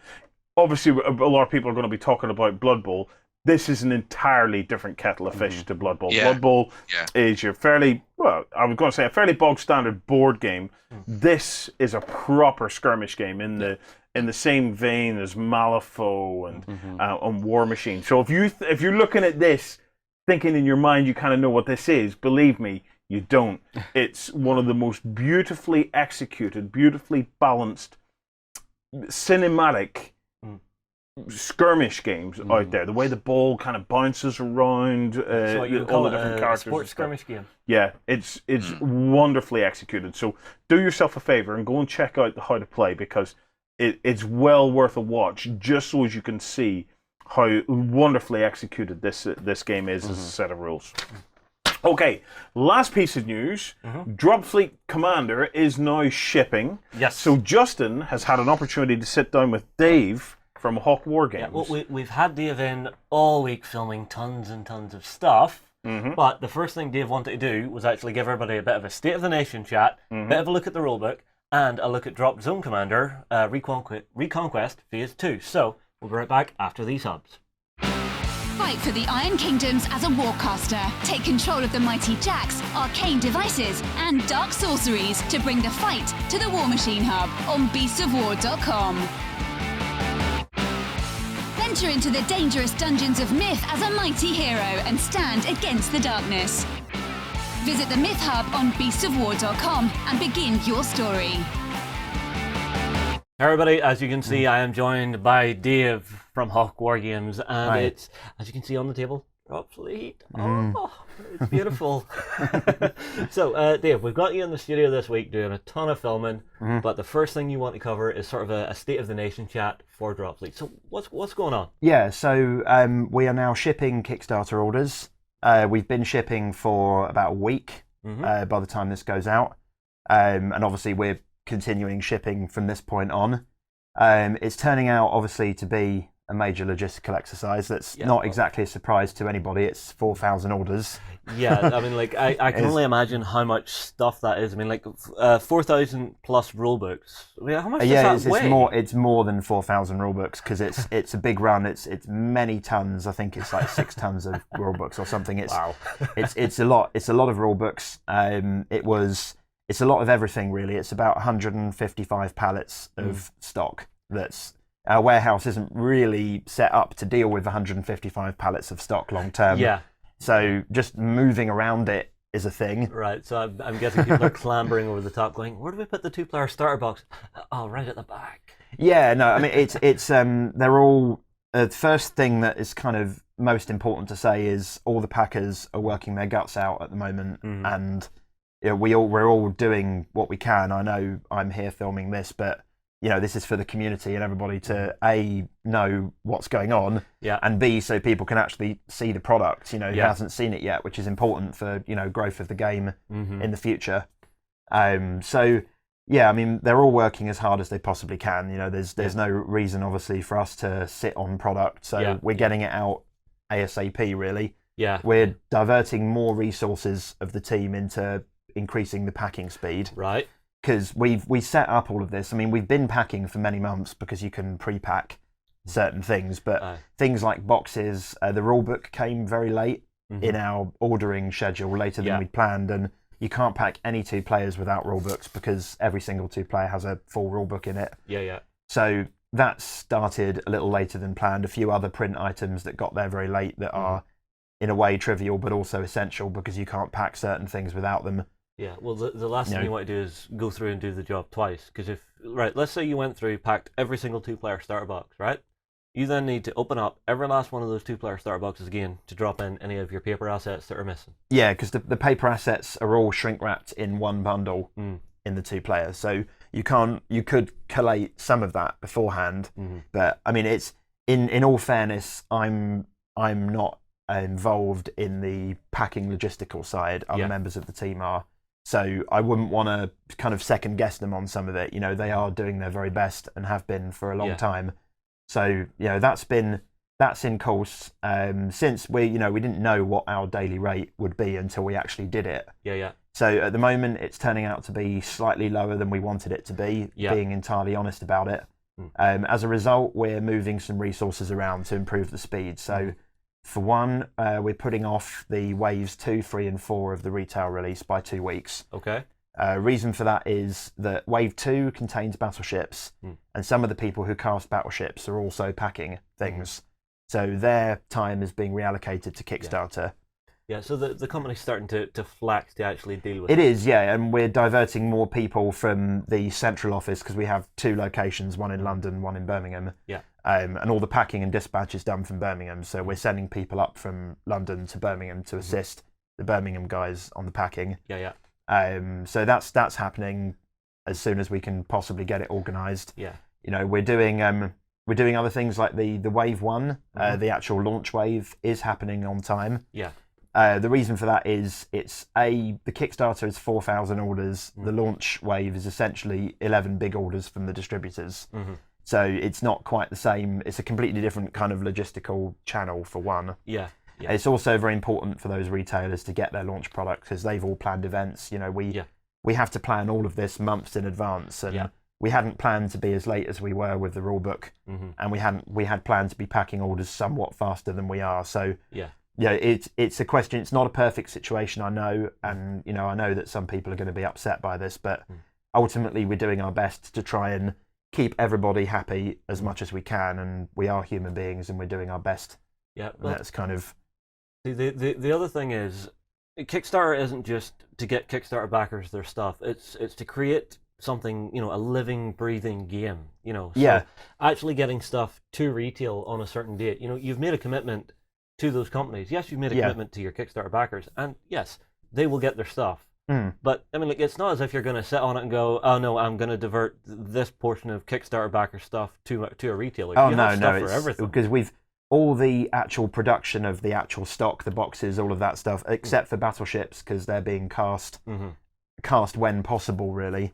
Except for that, we have everything. Yeah. It's all there. It's just got to be packed and shipped out. Exactly, and so if you miss a retail launch, that's going to damage an entire future community. Yeah, and this is a game that we want to live for years. We want this game to be played, to evolve, and being played involves being played in stores. We feel that that's very important for the future of the game. All games, really. I think having table time in retailers is really, really important. You've got, not everybody has space at home for a 4x4 table, and a lot of gaming communities crystallise around retailers, obviously. Yeah, and you get your hobby home. Yeah, and they work very hard to push the product and to have store space dedicated to new games.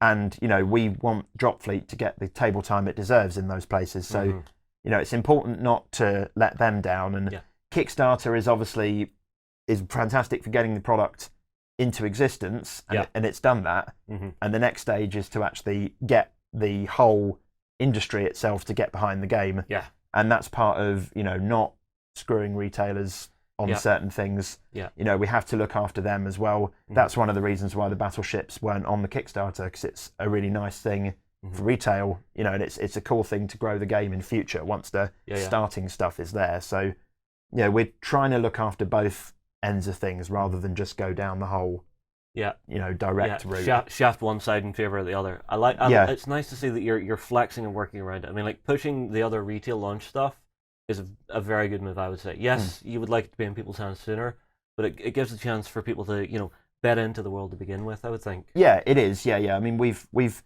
shipped a lot of orders so far for Kickstarter, and our rate will improve because a lot of it is things like teething troubles. Like, there's been a few administrative issues with the ordering output system. That's like 98% of them have come out correct and 2% are wrong. But because of the 2% that are wrong, you've got to go back and look at them all. So that's slowed things down. It's not a simple situation that's down to one particular thing. It's a lot of different things working together to create it. But we are doing our best to deal with it as soon as we possibly can. Really, and it won't be long now. Product is going out. People are getting their pledges. Yeah, well, I mean, like, I've been seeing on the Facebook groups and stuff that I'm a part of, because myself and John did back, in case you didn't know, but I've seen people actually starting to get their stuff and starting to work on it and starting to enjoy it. So it's once it's there, be patient. It will get there to you. Is what I would say for this. Yeah, it will get there. It's all ready to go. Bar a few small things that people already know about, like the Scourge Space Station add-on pack is going to be shipped slightly later, but. For people who've ordered them, it won't delay the pledge. The pledge will go without that, and then that will ship separately later. It's a small item that's we weren't going to delay whole orders just because of things like that. We'd rather get the models in the hands of the players as soon as we possibly can. Really, that's kind of the best approach. Yeah. Well, Dave, from what I've seen so far, you've done your best. You're flexing where you can, but you're refusing to let it break anything. Oh yeah. I mean, it's finding that balancing point, and I say you're doing the best you can, and it's looking good to me. Yeah, it's been a hell of an experience for all of us. It's been a major undertaking for a small company. Yeah, and it's a lot of orders to fulfill, but we are there. We're working on it. Yeah. Not long now, guys. If you're waiting, not long. All right. Well, on to other things then, or is there anything else you'd like to say on it? No, I think that's all. Okay. Just I hope you're looking forward to getting your stuff, because it's measured in days now. Really, that's awesome. Right.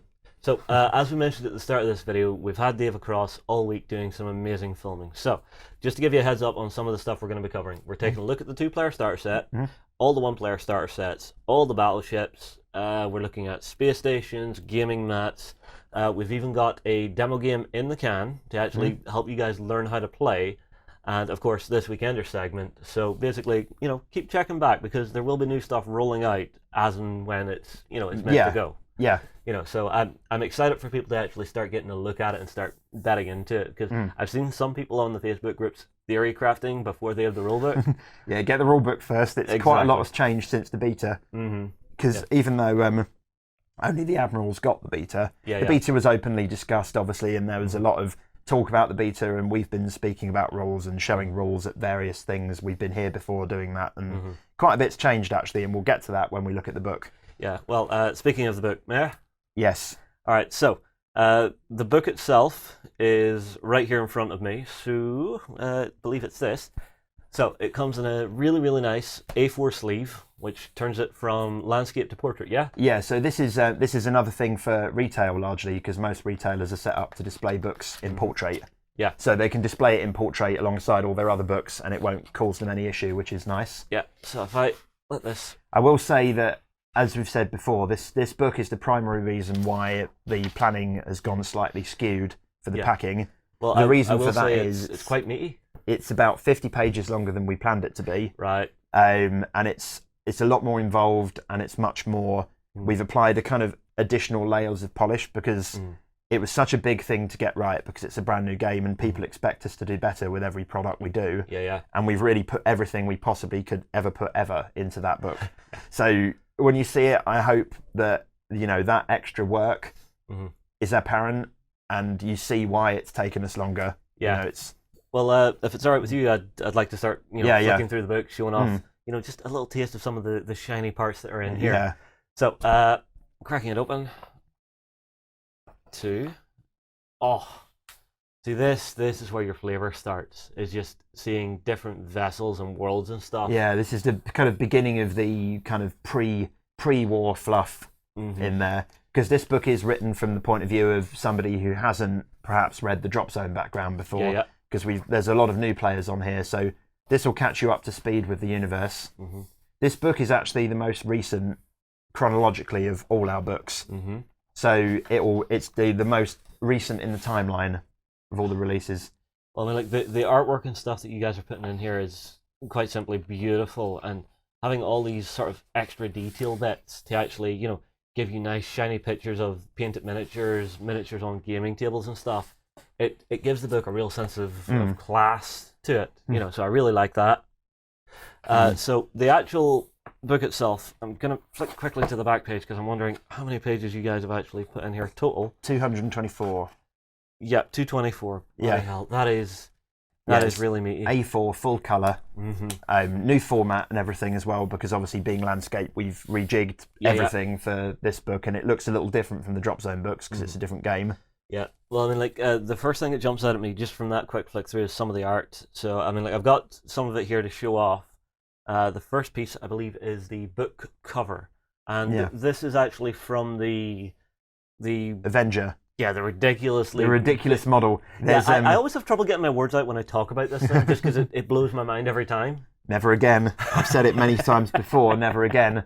I still haven't finished it either. It's been over about a year and a half since I've even touched it. And the engines need finishing, but I don't think at this stage I don't think I'll ever finish it, because it's kind of a Mona Lisa, but also I just can't dedicate time to it right now. It's just not really But like it's one of those things that jumps out, and the cover of the book it gives you that nice look inside. We should actually look at if we're talking about this, we should look at the center page at this point, because the cover you can get to it very easily because you can see a kind of black line on the margin. There it is. So this page, people who've been to Salute may have seen this before. This is a full schematic of a UCM strike carrier. With all the little elements labelled. It gives you crew complements, weapons, where everything's like a real kind of cutaway guide to one of the smaller ships in the game. But it's this level of immersion that we're aiming to achieve with these books, and that's kind of an important thing, that the universe matters. It matters a lot to me. But I mean, like it's giving you a real easy jump off point into the world. It's something I find with, if a game gives me an easy jump off point where I can imagine myself in the world, I mean, like all of the beautiful artwork and stuff, you can imagine how people live in these different cities and stuff, and how the society is organized and things. And then you can also imagine what it's like when they go to war and actually things start to kick off. So, an entire civilization, spacefaring, going to war. This is a massive undertaking. Yeah, the fluff covers the numbers of that. Like, if you need to invade a planet, how many people do you need? Well, you probably need 7 million fighting troops plus support. You need to get those planet-side somehow. That's a hell of a big fleet. Yeah. And you need support for all of that as well. Yeah. And then it's 200 200 years of military build-up from a huge collection of planets. So it's a big force that's involved in this reconquest of the UCM. But like I said, it gives you the sense of scale of warfare you're talking about, and then you have the other races jumping in on it. So here we're seeing some of the PHR, Yeah, these are their strike carriers. And, well, for the PHR, I'm going to try and ask this, but I know you'll probably say, no, it's a secret. But what is the main motivation for the PHR? Oh, it's a big secret. It actually really is. The books, the most recent 2 books, Reconquest Phase 2 and the Dropfleet rulebook, both throw a few hints at you at the moment. Phase 1 did as well, actually. So there's the PHR is the least understood of all the factions at the moment. Yeah. The Shaltari's motives are kind of mostly revealed in Phase 2. Yeah. So if you've not read that, read that. No spoilers. Wait, is that it? It is. We'll take a look at that later. It's that's there as well. But there's but the PHR, yeah, you'll find out what they're up to in due course. But they are up to a lot. Yeah. And then again, it's back to that sense of scale, because you look at that torpedo, and if you imagine, this is one of the bigger ships. Yeah, this is a New York class battleship, and that is a big ship. So the one you'll have seen at Salute, it's like 12 foot long for 10 mil scale. This thing's bigger again, and then you've got the torpedo at the front of it, if you look at it, and you can just imagine that torpedo is probably, again, maybe 13, 14 foot long. Yeah, in 10 mil scale, the torpedo is probably about 3 feet-ish, I would guess. But this kind of size in 10 mil, pretty big. Yeah. So, actually... Maybe even slightly larger, maybe this kind of size. But actually, you know what? That's not too far off in 10 mil scale. Yeah, so if you imagine 10 mil scale guy against this, pretty huge. Torpedoes are, if you don't know about them, they're a big deal. You're only ever going to fire 1 or 2 per game. Only 1 or 2 ships even have them. The New York is the only UCM ship that's even armed with them at the moment. So they're not like a routine part of things, but they are awesome when you get to use them. Yeah, I was having a look at some of the heavy cruiser options for the Scourge. I think there's one of them in there that possibly gets it. One of the battle cruisers, yes, the Manticore gets a torpedo. I may want one. Or 2. But I mean, like, there's tons of fluff and stuff in here as well, Dave. So you can actually look at the different systems and stuff. Yeah. Yeah. So this is a bit minor spoiler here. Oh. Okay, it's, not showing that. It's a funny one. But there's stuff going on that planet that well, you'll see if you're familiar with the background, you'll be like, whoa. So just there's things happening that's been quite radical in this book, and there's another 60,000 odd words of new background in the Dropfleet rulebook. I've been very busy writing this year, because there's about 50,000 new words in Phase 2 as well, so it's nearly a novel's worth of content this year. So it's really expands the universe a lot. It's kind of the thing I noticed with you, Dave. Whenever Drop Zone Commander first came out, it was from nowhere. You had been, just away in the shadows, working, creating this amazing thing. And now it just seems to be once in a while you go back to your roots, and it's just like disappear. Yeah, I disappear when I write. I disappear for about a fortnight usually. I sometimes, this time I actually sent my wife to live with her parents for a week as part of it. Yeah, I actually did. I'm not joking. Just because I do a lot of my best writing at like 1 a.m. That's quite normal for writers apparently. But sometimes you want to break in the middle of the day, and then you write, and then suddenly you look up and it's 2 a.m. and you're like, oh. Yeah. Great, okay. And, that's not really conducive to married life, so... But she's very good about it, and she puts up with me doing that, and, I can write without distractions then, which is good for me, so... Yeah, well, it's looking to be fantastic. I can't wait to get stuck in and actually read through the fluff and stuff in this, because currently I've only had a look at some of the meta for the rules and stuff, but I'll get onto that in tomorrow's show, the Weekender XLBS, because I've actually done some Dropfleet hobby time. So if you come across and join us for that, you get to see what I've been up to. Right, Dave, rules. Rules, yes. So we've changed a few key things or added things since the beta. I mean, apart from all the balance, streamlining, points adjustments, which are obviously going to happen as a result of the beta. We've obviously done all of that. There's also some new stuff. So ramming is now in the rules by popular demand.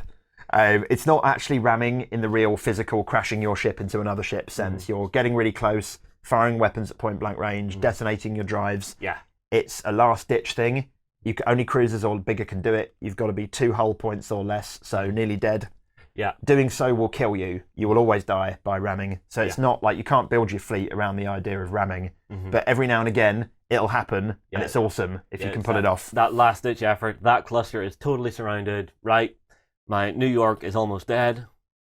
Yeah, if it's New York doing it, that's a hell of a lot of dice.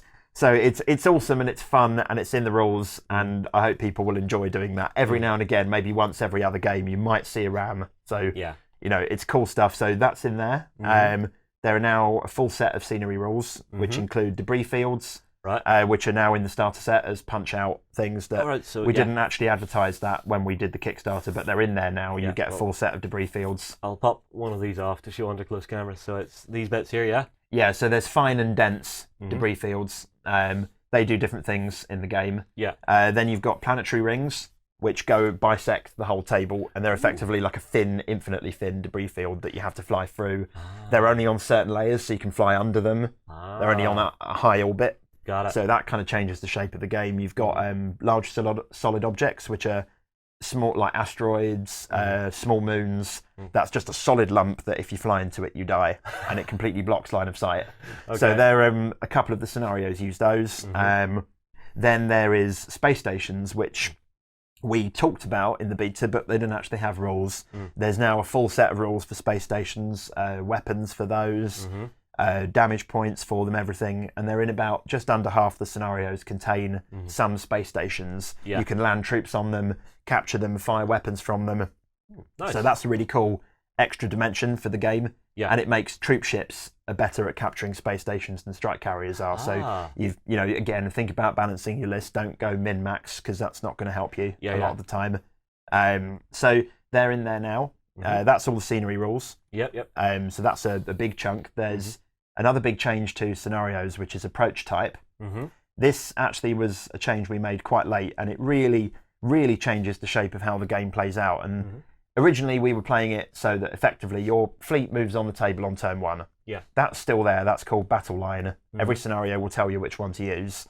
But there are others now. So there's column, which is that you get a battle group each turn, and then on turn 4 you get the rest. Okay. Or turn 3 you get the rest. Then you've got things like you've got distant approach, which is you pick a battle group to come on turn 1, and then the rest come on based on tonnage. So the heavier, fatter battle groups come on later, and the faster ones come on earlier. Yeah. So think about list building for that one. You've then got things like rush to engagement, which is something suddenly happened and you've had to panic and divert a fleet. That one's a little more random. You dice off to see when battle groups come on. Okay. So what this does is it makes spikes a hell of a lot more relevant from turns 4 onwards. Because if you imagine you've got a ship in the middle of the board here, you've got another one in the middle of the board, both of them have got major spikes. Doesn't really matter that they've got major spikes, they're right next to each other. But if there's a battleship suddenly trundling on from the back of the board, that major spike is now really, really important, because that battleship can just blast it to oblivion from the back of the board. So it really changes the shape of the game. You can play any scenario with any approach type, and that makes every scenario massively replayable, because it completely changes the game a lot of the time. All right. One important question for approach types then, okay? Whenever I'm moving onto the table, do I always come in from high orbit, or can I come in at a different It's orbit? always high orbit every single time Okay. coming onto the board. It's assumed you're coming from somewhere else in the system. Got it. Most ships prefer to stay in high orbit anyway, so it's just a default flat rule. Okay. Now, I was just wondering that because it takes out a layer of shenanigans that you could be playing, and a layer of another thing to be thinking about. Yeah, and it also means, before the game you reset all of your ships to black on all the markers. You're going to do that because it's always going to be like that at the start of the game. Yeah. And then you go from there. All right, well, fantastic. So what are the rules? Oh, Dropfleet and Drop Zone Commander. Do they intermingle now? Yes, they do. So we might as well have a look at the pages for that, actually. Okay. Which pages are they? They are... I'll find them. It's a big book. Yeah, it's I don't know all the page numbers off by heart, but it is... Where are we? It's just after the scenarios. Here we go. Right. So there's a small bit about tournament play for Dropfleet on its own, and playing a Dropfleet tree campaign. That's in there. We're also going to be publishing a downloadable one, because it's going to change every year. and the campaign, when we present the Dropfleet only campaign, it's going to be quite a big thing that we want to have up every year, and it would have taken up about 20 pages of the book. But from here onwards, from the previous page on, is all the Drop Zone, Dropfleet integration pages. So you've got linear campaign, narrative campaigns, tree campaigns. These 2 pages in particular are really cool.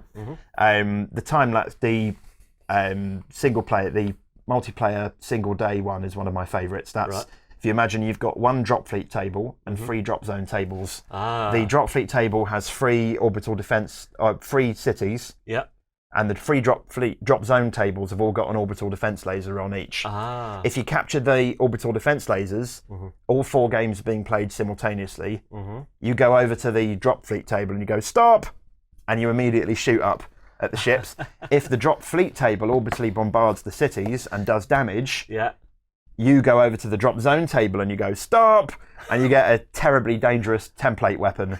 And this gives you all the rules for that. That's really good fun. Cool. There's certain things like in campaigns, if you're going to play a linear one, you can have balanced effects on the next game that affects the next game but doesn't give advantage to any particular player. So things like if a certain amount of points worth of ships are destroyed, you then use the falling debris rules from Reconquest Phase 2 as bits of spaceship come crashing down on your Drop Zone table. So it's really cool. Obviously, this is something we want to do even more with in the future. But there's a good amount of content in this book for doing that. Nice. You know, we want the 2 games to play very closely together as we go forward. So it's really cool. And we've already played one of those at Firestorm Games. We did a kind of pre-release event there, and we had a big participation game where we did that, and it was bonkers because it was a more extreme version of the rules in here and designed to be played in like an hour and a bit, and it was complete carnage, and there was almost nothing left alive on the Drop Zone tables afterwards. But it was cool. You know, it was fun. Everybody enjoyed it. So it's the kind of thing that I grew up with gaming, which you know makes me excited, and it's good stuff. Well, I mean, like this was the one thing more than anything. Whenever I heard about the Kickstarter and the fact that the 2 games were in the same universe, this is the one thing I hope for more than anything else. I am overjoyed right now. It's a cool one. So what else do we have to talk about? So then the rest of it, past the actual rules section, is the individual races, which get a good amount of space in the book. We passed the schematic. Here we go. So. There's individual fluff for each faction, which catches you up. Again, it's the initial intro of this assumes you've not read anything about the UCM before and that this is your first dip into the universe. For existing players, there's a lot of new things in there, and there's a lot of additions. And this is obviously from a naval perspective. So you've got your familiar tech pages, which are similar to the ones in Drop Zone, which tell you physically what all the bits on your models actually are and what they're doing. In the fluff, you know, it shows you what the fighters and the bombers actually look like. No, that's all in there because they're so small as miniatures. You can't really see what they look like. So the artwork does that for you. And then you go into the actual ship pages themselves. One thing we've done, and it's contributed to the page count, is we've given everything of cruiser or larger an entire page to itself. Which means you can have a lovely bit of full-length artwork in landscape, which is why landscape is so well-suited to ships. You've got all the stat lines, you've got the background, you've even got an extra little box with all the physical, real-world dimensions of that ship, which is cool. It's nothing to do with the game, but it's really cool, and it's nice to see how big these things are in real life. Well, if I can do one of them here. So the New York battleship, height 383 meters, length 1,293 meters, beam 421 meters, displacement 25,253,000 square meters. It was a bit of a pig to work that out based on because all the miniatures are designed as miniatures. You know, they're not actually a kilometre long, so you have to do a conversion factor to actually work that out. And that's really cool. But it's cool to have that in there, and you can compare them and see Dropfleet ships themselves. They're big, but they're not like crazy huge big when it comes to like other sci-fi universes. They're kind of you can get your brain around how big they are. And you can get a sense of in 200 years, how would this society build a ship of this size? You know, it's kind of It's very, very cool. Well, I mean, like, I've got a couple of them on the iPad here to show off. So if I'll bring up the New York, and there's one thing I want you to do. Can you run me through the stat line very quickly? Okay. So you've got scan. I'll go from top left. Scan. This one's got a scan of 8. That's how far your ship can see when you're shooting. you've got signature, which is how visible that ship is to other ships. 12 is huge. This is a battleship. It's got a massive signature. When you're shooting, you add your scan to the enemy's signature to get your base range. Got it. So, you know, that's that. Thrust is how fast you can go. Yep. Hull is how many damage points it has. 18 in this case, which is a lot. The biggest ship in the game at the moment is the PHR one with 22. Wow. So it's a big ship. Armor is your armor save, 3+ in this case. Point defense is how many point defense dice you get against close action weapons and bombers. This one has 10, which is a bucket load. Yeah. So if you want to hurt this with missiles or bombers, you need to use a hell of a lot of them, because that's going to stop a lot before you even have to take armor saves. Yeah. Which is cool. Group is how many you take in one slot in your army building setup. This is group of one because it's a battleship. You can't take squadrons of battleships. You know, there's only one. Yeah, but can I put in other classes of ship into the battle group with it? Yeah, you can put other things. Your frigates in there, normally support ships, that kind of thing. Cool. Tonnage, this one is S, which is super heavy. That is for list building, effectively. That tells you where it sits. It also tells you how many points it scores above objectives. So Super heavy score 15, and a frigate only scores 1. Heavy scores 10, medium scores 5. Wow. So there's a big jump from a frigate to a cruiser, which is important in the way that you shouldn't really be building a whole fleet of frigates. Yeah, you're going to really struggle to hold swarm on anything. like critical locations. You're going to really struggle to hold them against cruisers, unless you can kill all of them, of course, in which case it's not a problem. Yeah. Special is any special rules that ship has. This one has launch because it's got fighters and bombers. Yeah. Then you've got the actual weapons. Each weapon has a separate profile. You can fire each profile at a different ship, but you can't split a profile's dice. You have to put them all on one target. So you've got lock, which is what you need to roll to damage, 4+ for these. The mass drivers, they're the small ones on the back. They're not a primary weapon for this thing. Attack, which is how many dice you roll, 4 dice for each. Damage, how many damage points each one of those hits inflicts, which is 1. It's usually run. The Scourge have a lot of damage 2 weapons, which is a little different for them.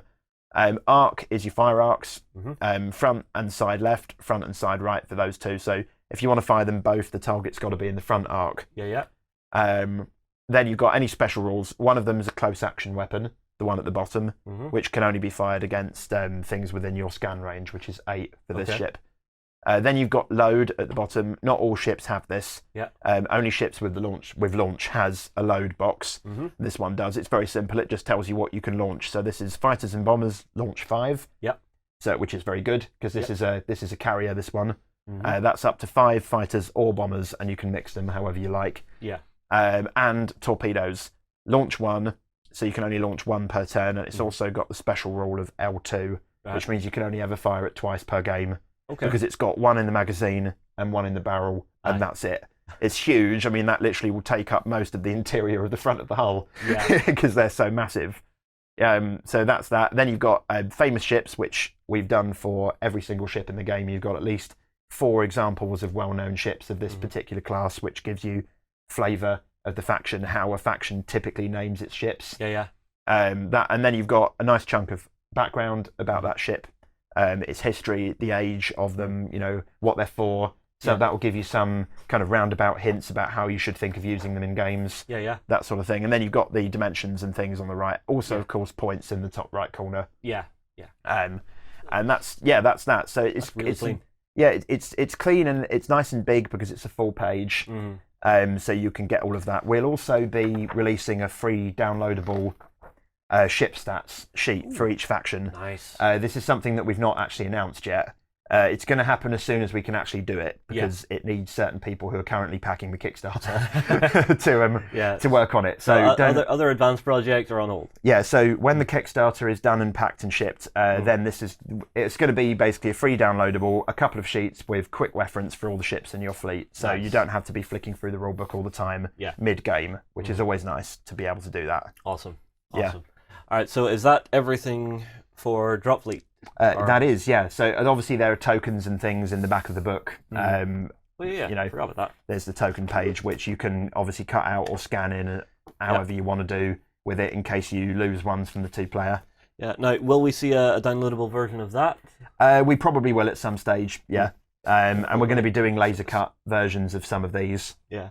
No, there's your token sheet. And then your cluster sheet. And the clusters and the debris fields are in there as well. Yeah. Should you need spares. And then right at the back.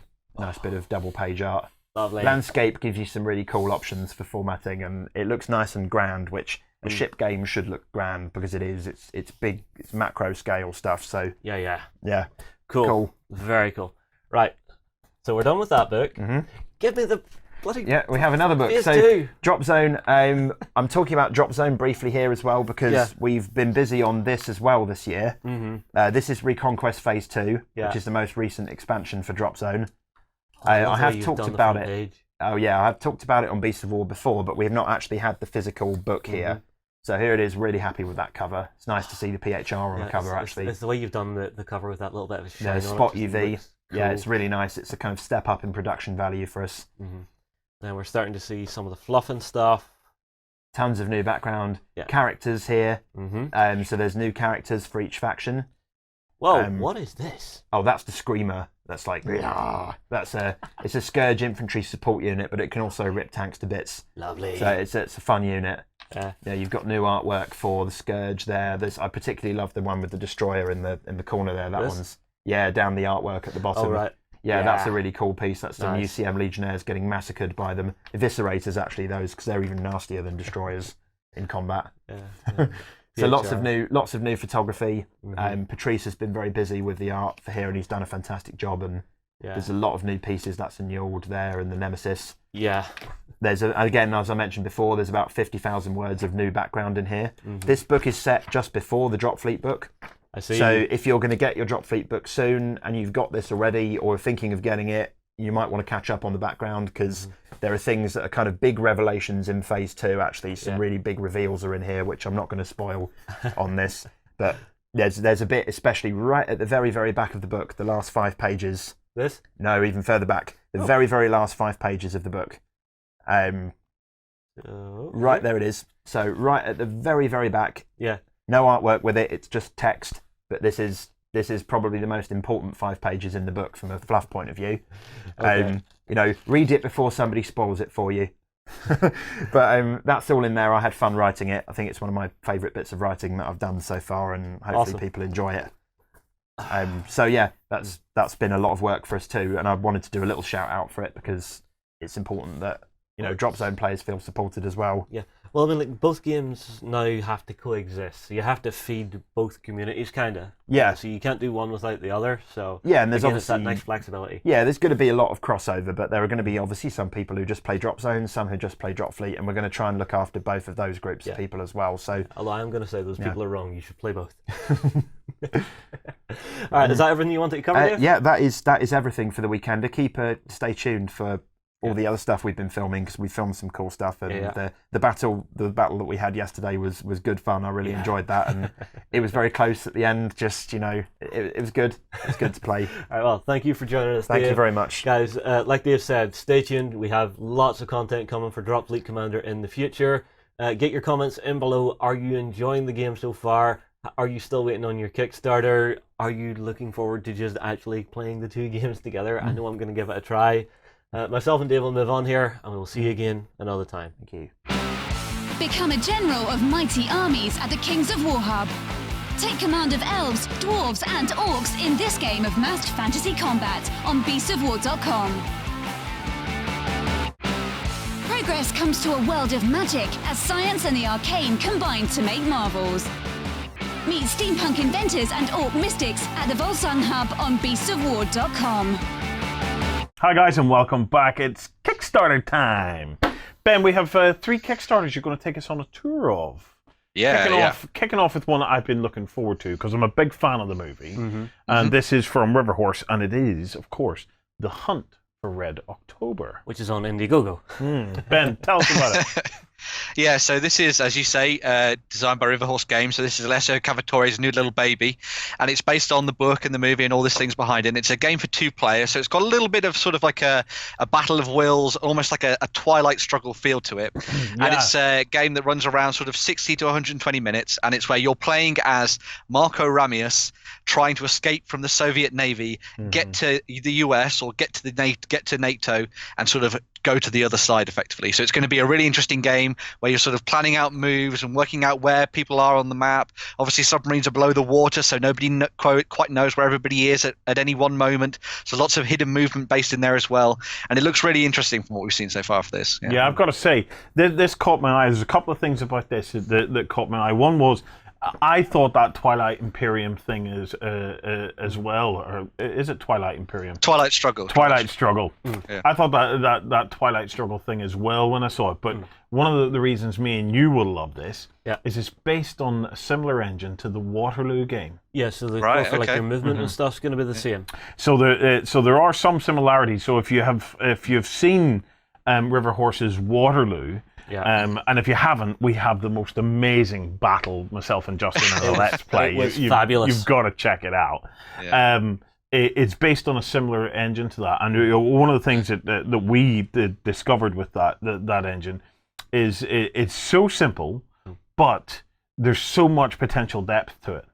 Right. I'm really interested to see how it pans out for that. See, And has it got a couple of different modes? Has it or? Yeah, so there's the original The Hunt mode, which is where one person, as we say, plays as Marco, and you've got the other person playing as the Soviet Navy. And then there's sort of almost like a larger battle scale version of it called The War, where one player plays as the Red Fleet, so they're the Soviets, and then the other player plays as NATO. And it's effectively all about all these subs moving into first strike positions and attacking each other, and it's a little bit like that sort of Team Yankee feel, where things are starting to heat up, battles are starting to happen, people are killing people left, right, and center, and it's all going to start to bubble up into sort of World War III, effectively. Yeah. So some two interesting game modes there. Yeah. You've got to wonder, right? When this comes out, I wonder, could we do a gaming weekend, just us lot, where we've got Team Yankee going and this going at the same time, and this potentially affecting what Team happens Yankee. in That Team would be Yankee. cool. Wouldn't that be Possibly. amazing? So you've got your submarines and stuff like that, the battle taking place there, and depending on that, you'd have hot zones where you might have to retreat your Team Yankee stuff because there's the likelihood of a nuclear launch is much higher. Oh, you see, for me, whenever I hear this, I instantly think, I want to supersize this game for like a big feature table at an event. Yeah. And actually have That people would be sliding cool. the tokens forward and back, with the big sticks that you Yeah. use on the air tables. Yeah. Something like that, just having a massive naval command table set up. Or if we could find a place that does submarines, because this originally would have had submarines in it, only for the fact that trying to get a license for the submarines official enough for it to be able to be put through as a movie tie-in is near impossible. Because to do it, you have to get a written authority, which for the U.S. Navy was easy. The U.S. Navy would sign it all off. But what do? You Soviet can't do it Navy. for the Soviets because it's all kind of gone, unless some of the companies or something like that still existed. So Well, maybe some of the There you original have it. companies that did the design work, maybe, would Yeah. revert back to them. I don't know. anyway, it's got about 17 or 18 days left on Yep. Indiegogo. Go and check it out. Next up, we have one that there's a lot of chatter about on the community. This is Ark World, Ben. Yeah, so this is from Warplock Miniatures and Alex, and this guy's a bit of a homegrown talent. It's blown up in the UK, and it's started to spread out to America and all sorts of things like that. But this is his expansion to the world of Arkworld, called Troubles in the North. And this is all about adding some new factions in, new scenarios, new adventures and stuff like that, and new stories to tell effectively for their game to sort of add to their weird and slightly eerie fantasy world. So yeah, some really good stuff going on here. Some amazing sculpts too. What can you tell us about Ark World as a kind of background?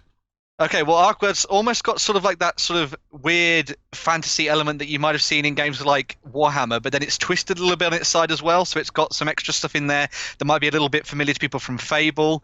A lot of the stuff is driven around this idea of crystals and things like that have been sort of found around the world and their use for powers and stuff.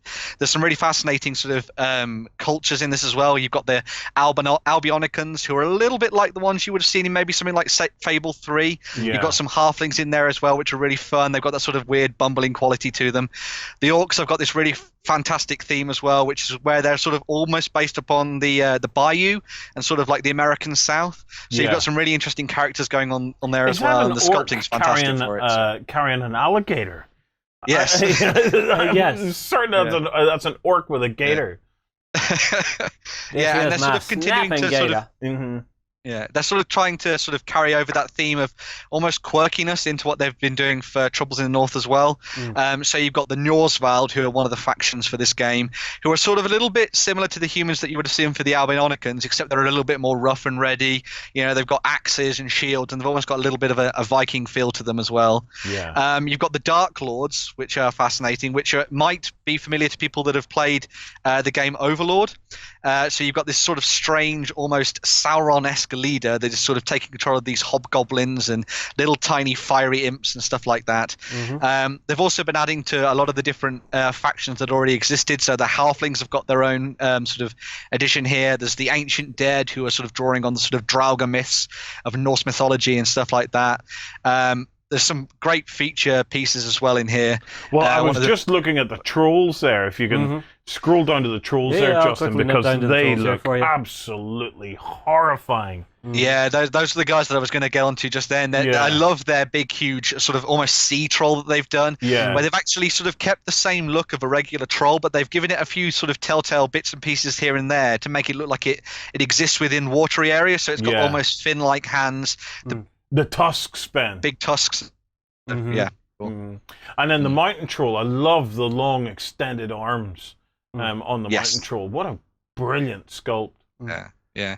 So they've been doing really well with this one. It's they've got a sort of game tutorial plan for the future as well. So if you want to know a little bit more about the sort of basic mechanics of the game, you can check that out and follow on with the Kickstarter. One of the things that I really like for this as well is that they're doing some sort of swords for hire, almost characters for this. Yeah. So you've got sort of Crunk the Barbarian, who I think is fantastic. Sort of this drunken barbarian who's stumbling around waving his sword.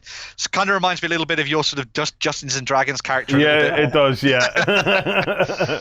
And then there's also the Grim Goblin as well, who's sort of this crazy guy throwing stuff around and all over the place. Sort of a little bit of a Spider-Man thing going on there. I'm looking at alchemical bombs. Yes, exactly, always a good time in a can. Well, guys, it's how many days has it got left, Ben? Is it what 20, 23, 24 days? Yeah, sort of 23, 24 days left. So there's loads of time to get stuck into this one and see where it goes in terms of stretch goals and stuff. And it is more than double funded. Awesome. Yes. Okay, go and check that one out on Kickstarter. And then finally, we have a terrain one. So this is a new MDF range of terrain from Impudent Mortal. It's called Rust Wasteland. Yeah, so this is, as you say, a new range of sort of MDF terrain, and we know that Impudent Mortal have done some fantastic stuff in all different types of scales, from 15mm all the way up to 28mm, 35 as well. But the real thing that sort of makes these stand out a little bit from the rest of the crowd is that they actually are being done with the aim of making it very easy to get down to the table using stickers instead of painting and stuff like that. Oh, right. Yeah, so the MDF pieces actually come along, and all the kit that you get come along with a sticker sheet. And this is used to stick down onto the surfaces of the MDF so that when you sort of assemble it all together, it's effectively ready to go as soon as you put it down. So you assemble it and then put the stickers on it? I think you put the stickers on as you assemble from watching the Kickstarter video. All right. Yeah, you put the stickers on first, otherwise you'd have a couple of problems putting all the pieces together. But yeah. Oh, that's really interesting. So it's a way of adding pre-texturing and adding all the colors and stuff to it. Yeah. Interestingly as well with this, something that obviously there's a little sort of sense of customization that you probably wouldn't get with other things, going for sort of like a painting angle, because obviously you could make it look however you wanted, but with this they're actually going to be using sticker sheets that have extra things like posters and warning signs and extra bits of plating and stuff as well, so you can actually start to add your own flair to things as you go along and build up the terrain. One of the interesting things from that then is obviously as you're looking at the Kickstarter, what you're going to get should look almost exactly like what you're looking at. So because I was looking at it, I was going, how on earth am I ever going to paint that up to look like that? There's nothing to say you can't take it even further and do a little bit of extra weathering and stuff to it, just to I would almost bring out certainly those do details some extra weathering, and the reason for that is you would be able to give it extra shading and stuff, which if anything will make it look even more realistic. When you add some shading, maybe with some weathering sprays or something like that. Dawn actually Dawn actually was able to pick up a couple of these pieces already from them as sort of test bits, and she's played around with the stickers and things, and she says that it works out really nicely. So maybe we'll see if we can get some pictures of that and stick it into the forums and stuff, and we'll have a link below or something. So fantastic. Cool. Okay, guys, remember they still have about 27, 28 days to go. Go and check it out. Right, that's your lot for today. Remember, you can come over to beastsofwar.com and join backstage, get reroll, get a whole pile of other stuff to check out. But you also get to spend your Sunday mornings with us as we come back at you with a whole other show called The Weekender XLBS. And we'd be absolutely delighted to have you join us. Thank you, gents, for taking me through this. And thank you for watching. If we don't see you tomorrow, have a happy weekend, happy week of gaming, and we'll see you next week. From Viking halls to the cities of the future, terrain buffs will love our foreground hub. Watch gaming tables of all genres come to life at beastsofwar.com. Keep your blaster handy, the West is a dangerous place. Fight to survive as men turn to monsters and the dead rise on the Wild West Exodus Hub at beastsofwar.com.